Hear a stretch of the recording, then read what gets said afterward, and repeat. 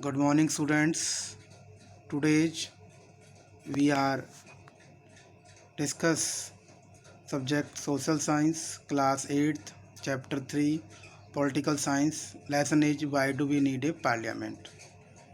Students आज हम लोग चैप्टर 3 8th क्लास का सिविक्स का why do we need a parliament, हमें संसद की ज़रूरत क्यों होती है, इस लेसन को पढ़ेंगे। फर्स्ट ऑफ ऑल अब क्वेश्चन आता है वाई शुड पीपल डिसाइड, लोगों को फैसला क्यों लेना चाहिए। The decision of people matters in a democratic country because, लोग जो है लोकतंत्र में अपना निर्णय देते हैं। इसके 3 कारण बताए गए हैं। नंबर 1 जो हम लोग देखेंगे इसमें, a democratic government is run by the consent, approval and participation of the people और सिटीजन्स। लोकतंत्र में जो सरकार तभी चल सकती है जब उस देश के जो नागरिक हैं उसमें उसको कॉन्सेंट, उसको अनुमति दें, अप्रूवल सहमति और पार्टिसिपेशन भागीदारी करें। लोकतंत्र में सरकार चलाने के लिए लोगों की भागीदारी, सहमति और अनुमति होनी चाहिए। नंबर 2,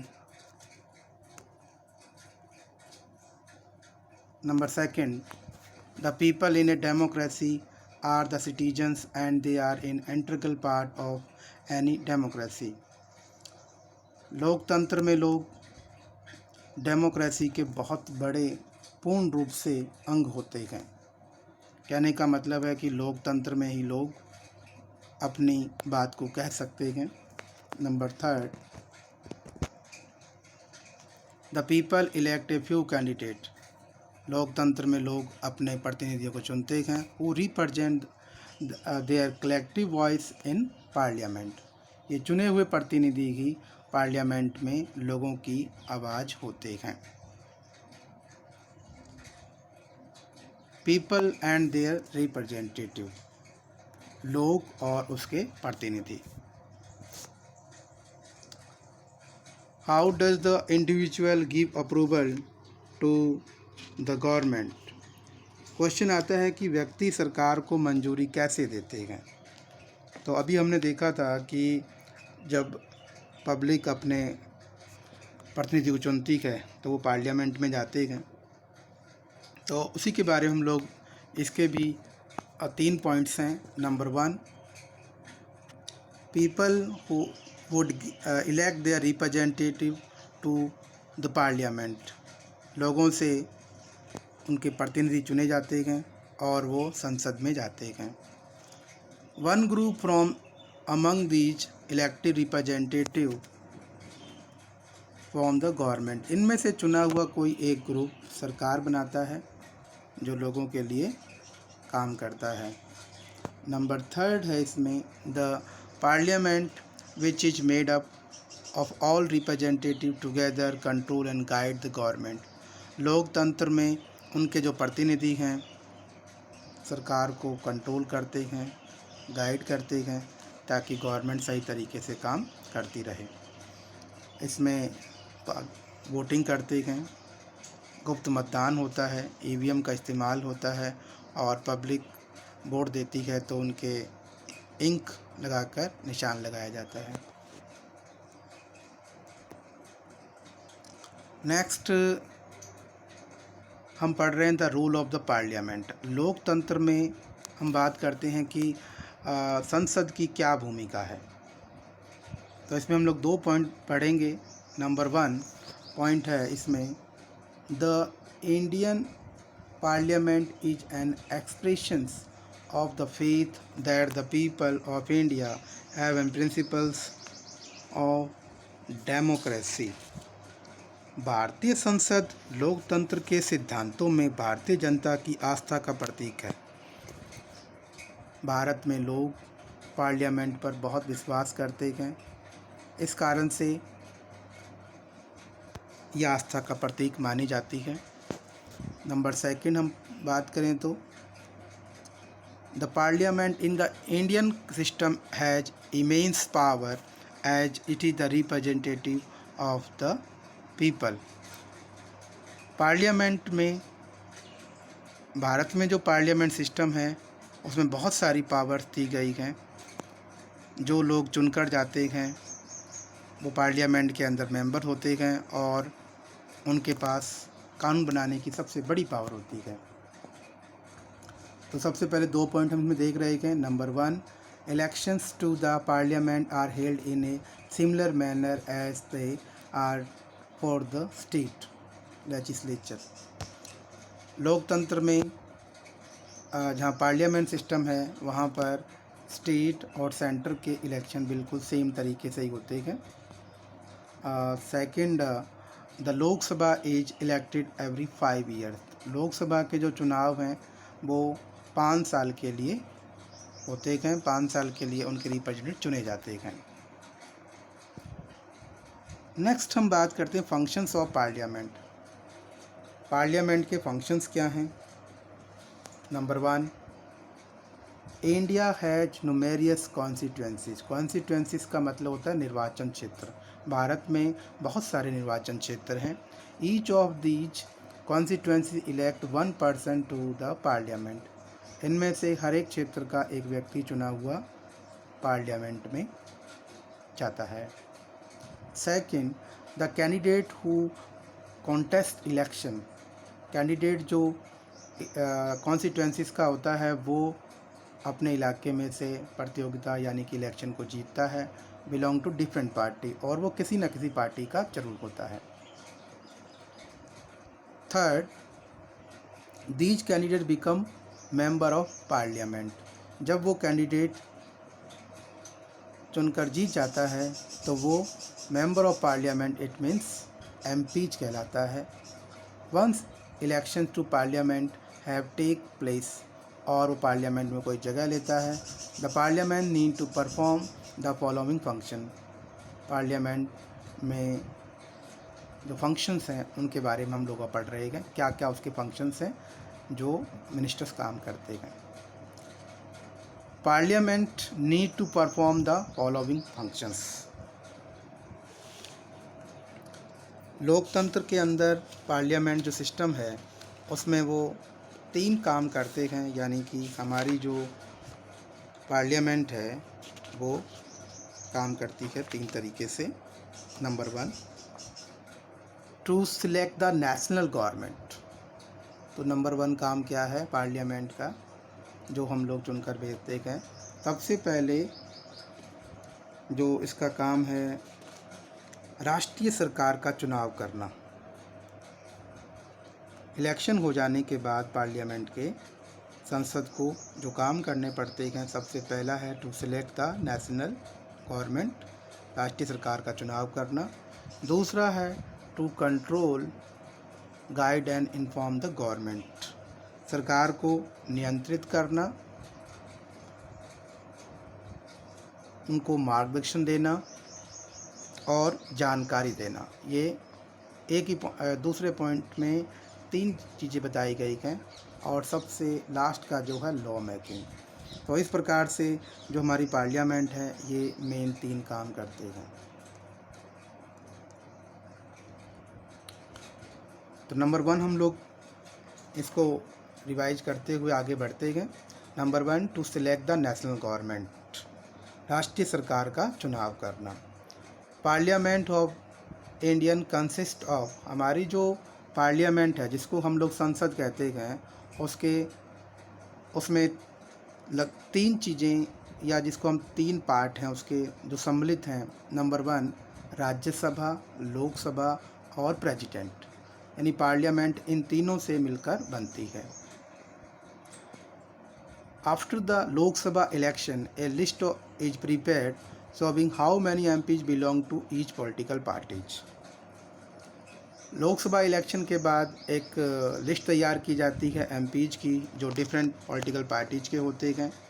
तो उन्हीं के बारे में हम लोग देख रहे हैं। नंबर 1, सबसे पहले तो पूरे भारत में जो टोटल मेंबर्स हैं वो 543, there are 543 elected.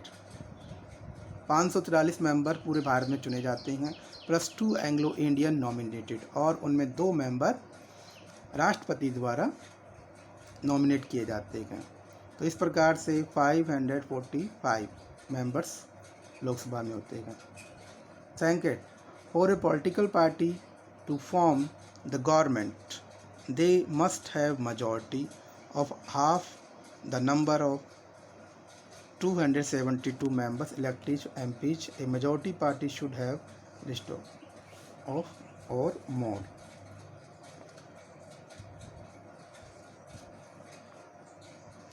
Political parties का जो गवर्नमेंट है उसे अपनी मेजॉरिटी दिखानी पड़ती है, यानी कि आधे से एक ज़्यादा, जिसमें से हम लोग देख रहे हैं 543 का हाफ करेंगे तो उससे ज़्यादा 272 मेंबर्स इसमें लिए जाते हैं, और यही पार्टी जो है सरकार बनाती है और अपनी मेजॉरिटी दिखाती है। Third, the opposition in parliament is formed by all the political party that oppose the majority. The opposition in parliament, जो विरोधी दल है संसद के अंदर, वो हमेशा रूलिंग पार्टी को अपोज करता है, और जो बचे हुए पार्टी हैं वो रूलिंग पार्टी से क्वेश्चनिंग करते हैं। Next, functions of Rajya Sabha. जो हमने 3 पार्ट किए थे संसद के, उसमें से सबसे पहला हम लोग राज्यसभा है, राज्यसभा के बारे में पढ़ रहे हैं। The Rajya Sabha functions primarily as the representative of the states of India in the parliament. Rajya Sabha मुख्य रूप से देश के राज्यों को प्रतिनिधि के रूप में काम करती है। तो जो राज्यसभा है वो हाउस का मेन है, अपर हाउस कहते हैं इसको, इसके कारण से वो जितने भी स्टेट हैं उसको रिप्रेजेंट करती है। सेकंड, जिसको हम बात करते हैं नंबर 1 पर, Rajya Sabha can also initiate legislation. Rajya Sabha जो है अपने जो स्टेट हैं उसमें कानून बनाने का भी प्रस्ताव पेश कर सकती है। दूसरा, the bill is required to pass through the Rajya Sabha in order to become a law. बिना राज्यसभा में पास किया हुआ कोई भी विधेयक कानून नहीं बन सकता है। कहने का मतलब है किसी विधेयक को कानून के रूप में लागू करने के लिए राज्यसभा की भी मंजूरी जरूरी होती है।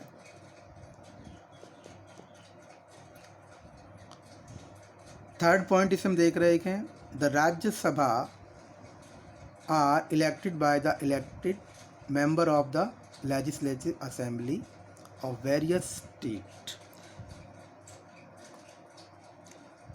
राज्यसभा के सदस्यों का चुनाव विभिन्न राज्यों की विधानसभाओं के निर्वाचित सदस्य करते हैं। जितने स्टेट हैं उसमें जो एमएलए हैं, हर स्टेट में से संख्या निर्धारित की गई है, उतने मेंबर लोकसभा राज्यसभा के अंदर हर एक स्टेट से चुनकर आते हैं। Fourth, there are 233 elected member plus 12 members nominated by the president. इसमें 233 मेंबर जो होते हैं वो राज्यों से चुनकर आते हैं, प्लस 12 मेंबर राष्ट्रपति से नॉमिनेट किए जाते हैं। नेक्स्ट हम लोग दोनों का कंपेयर पढ़ रहे हैं, लोकसभा और राज्यसभा। तो लोकसभा के साथ साथ राज्यसभा का हम कंपेयर करें, ध्यान से देखिए आप लोग। नंबर 1 पर, members of Lok Sabha are directly elected by the eligible voter. तो लोकसभा के जो चुनाव हैं पूरे भारत के जो लोग हैं डायरेक्ट पार्टिसिपेट करते हैं, मतलब वोटिंग करते हैं। लेकिन राज्यसभा में ऐसा नहीं है। राज्यसभा के अंदर केवल स्टेट लेजिस्लेटिव के जो मेंबर्स हैं वही वोटिंग करते हैं, ठीक है। दूसरा, the normal life of every Lok Sabha is 5 years. तो लोकसभा का जो कार्यकाल है 5 ईयर्स है, और राज्यसभा इज परमानेंट बॉडी, ये स्थायी अंग है। It is not subject to dissolution but 1/3 of its member retire every 2 year, लेकिन ये पूरी तरीके से ख़त्म नहीं होती है। हर 2 साल बाद 1/3 मेंबर जो हैं 6 साल पूरा होने के बाद हट जाते हैं। यानी कि एक मेंबर जो राज्यसभा का बनता है उसका 6 साल का टाइम पीरियड होता है और हर 2 साल बाद चेंज होते रहते हैं। नेक्स्ट जो थर्ड पॉइंट हम देख रहे हैं लोकसभा का, the maximum strength of the house is 552। Lok Sabha की अधिकतम संख्या 552 तक हो सकती है और राज्यसभा की जो संख्या है it has not more than 250 member, 250 से अधिक नहीं हो सकती है। Fourth, money bill can only be introduced in the Lok Sabha. Also, it is the Lok Sabha which grant the money for running the administration of the country. Money bill, जो हम लोग वित्त विधेयक की बात करते हैं, सबसे पहले उसको रखने का अधिकार सिर्फ लोकसभा को ही है। यानी लोकसभा ही विधेयक रख सकती है और वही पैसे को खर्च करना, उसका हिसाब किताब रखती है। राज्यसभा के लिए इसके पास कोई पावर नहीं है। Rajya Sabha does not exercise much more power over money bill. Money bill के लिए उसके पास ज़्यादा शक्तियाँ नहीं हैं। फिफ्थ, जो हम देखते हैं, the Lok Sabha is more powerful than Rajya Sabha. Lok Sabha जो है राज्यसभा से ज़्यादा ताकतवर है। ठीक है। नेक्स्ट, इसमें हम लोग राज्यसभा की पावर में बात करते हैं। Rajya Sabha is less powerful than Lok Sabha. Rajya Sabha Lok Sabha से शक्तियों में कम है। तो ये लोकसभा और राज्यसभा का दोनों का कंपैरेटिव हो गया। तो इन दोनों को पढ़ने पर हमें पता लगता है कि लोकसभा ज़्यादा पावरफुल है। नेक्स्ट पॉइंट है पार्लियामेंट का कि वो to control, guide and inform the government, कि वो सरकार को नियंत्रित करती है,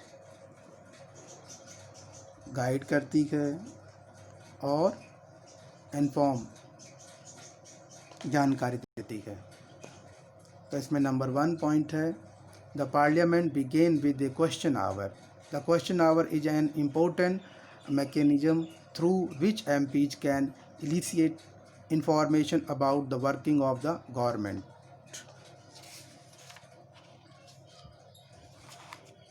जब संसद का सत्र चल रहा होता है तो उसमें सबसे पहले प्रश्न काल आता है। मतलब जैसे पार्लियामेंट स्टार्ट होगी तो क्वेश्चनिंग आवर स्टार्ट होगा। उसमें क्वेश्चन रूलिंग पार्टी से पूछना, उसमें सांसद सरकार के कामकाज की जानकारी लेते हैं। रूलिंग पार्टी से अपोजिशन पार्टी क्वेश्चन करती है और उन पर कंट्रोल करती है। Second, by asking question the government is alerted to its shortcoming. सवालों के माध्यम से सरकार की जो खामियां हैं, जो कमियां हैं, उनके बारे में जानने का मौका मिलता है। जनता के प्रतिनिधि जो हैं वो सांसद पार्लियामेंट के जनता की राय जानने का भी मौका मिलता है। तो सरकार को कंट्रोल करने का काम भी पार्लियामेंट करती है, जिसमें जो अपोजिशन पार्टी है वो क्वेश्चनिंग रूलिंग पार्टी से करती है। नेक्स्ट, इसके अंदर जो हम देखते हैं, आप लोग पिक्चर भी देख रहे हैं, इस पिक्चर में क्वेश्चनिंग आवर चल रहा है। अपोजिशन पार्टी के जो क्वेश्चन पूछे जाते हैं, रूलिंग पार्टी के उससे जुड़े हुए जो मिनिस्टर हैं वो आंसर देते हैं। तो इसमें हम लोग देखेंगे, the government also comes to know the opinion of the people through their representative in the parliament, the MPs. Government जो बनती है उनके जो एमपीज हैं वो जनता की राय जानने का उनको मौका मिलता है और उसके अनुसार वो काम करते हैं। In all matter dealing with finance the parliament approval is crucial for the government. Crucial का मतलब होता है बहुत ज़रूरी। वित्त से संबंधित सभी मामलों में संसद की मंजूरी सरकार के लिए बहुत महत्वपूर्ण होती है। जो भी फाइनेंशियल मैटर है उसमें पार्लियामेंट के जितने मिनिस्टर हैं उसकी सहमति होना बहुत ज़रूरी है। थर्ड, पार्लियामेंट का जो फंक्शंस है, काम है, रोल है, उसमें है लॉ मेकिंग, कानून को बनाना। हम पर जो कानून लागू होते हैं वो सबसे इम्पोर्टेंट है। Law making is significant function of parliament. कानून बनाना संसद का महत्वपूर्ण काम है। तो इसके जो 4 स्टेप हैं, सबसे पहले फर्स्ट रीडिंग, इंट्रोड्यूस स्टेज, कोई भी बिल को रखा जाता है रीडिंग पर सभा के अंदर डिस्कस करने के लिए। सेकंड होता है इसमें डिस्कस करना, सबके पास एक एक बिल की कॉपी आ जाती है, पार्लियामेंट के जो मेंबर्स होते हैं, और हर एक बात को बार बार डिस्कस किया जाता है, कमियों को जाना जाता है। फिर उस पर थर्ड पॉइंट में वोटिंग होती है कि कितने लोग उससे जुड़े हुए हैं, सहमत हैं या उससे असहमत हैं, वोटिंग होती है। अगर बिल पार्लियामेंट में पास हो जाता है, लोकसभा और राज्यसभा में, और फिर प्रेसिडेंट के पास जाता है और प्रेसिडेंट उसे एक्सेप्ट कर देता है, मतलब सहमति दे देता है साइन करके। ठीक है। Next, types of bill. Parliament के अंदर इंडिया में जो बिल रखे जाते हैं वो 4 टाइप्स के होते हैं। ऑर्डिनरी बिल, साधारण bill, money bill, finance bill और अमेंडमेंट बिल। ये 4 प्रकार के बिल पार्लियामेंट में रखे जाते हैं। Who are the people in parliament. Lok Sabha में कौन होता है, पार्लियामेंट में कौन होता है, पार्लियामेंट में कौन लोग होते हैं। तो इसमें सबसे पहला है, parliament now has more and more people from different background. आज संसद के अंदर विभिन्न पृष्ठभूमियों वाले लोगों की संख्या बढ़ती जा रही है, क्योंकि पार्लियामेंट पूरे भारत के प्रतिनिधियों को रिप्रेजेंट करता है, तो उनके प्रतिनिधि होने बहुत ज़रूरी है। There are also been an increase in political participation from the Dalit and background classes. Dalit और पिछड़े वर्गों की राजनीतिक हिस्सेदारी भी बढ़ी है। Some seats are reserved in parliament for SC and ST। कुछ सीटें जो इसमें हैं SC और SC की जो सीटें हैं वो रिजर्व की गई हैं। Similar there is a reservation of seat for women. महिलाओं की सीटें भी इसमें रिजर्व की गई हैं। 1/3 जो सीट्स हैं वो महिलाओं की रिजर्व की गई हैं। आप लोग देख सकते हैं पूरे भारत का ये मैप दिया गया है, जिसमें टोटल सीट जो अभी हम बात कर रहे थे 543 हैं। जनरल सीट जो है 412, SC की 84 और ST की 74 सीटें हैं। इस प्रकार से टोटल सीट लोकसभा की 543 है। उम्मीद है आपको ये लेसन समझ में आया होगा। Thank you very much.